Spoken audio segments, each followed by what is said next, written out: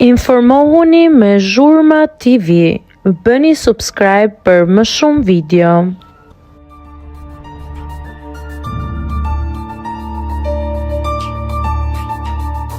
Pas goditjeve që i bëri Adit, përjashtohet Moza Ahmeti nga ferma. Konkurrentët e fermës ngritën shumë pretendime për një incident fizik të ndodhur brenda ambienteve të programit. Bazuar në deklaratat e tyre, raportohet se Moza Ahmeti ka goditur Adin me një mjetër ethanor, duke i shkaktuar lëndime në krah.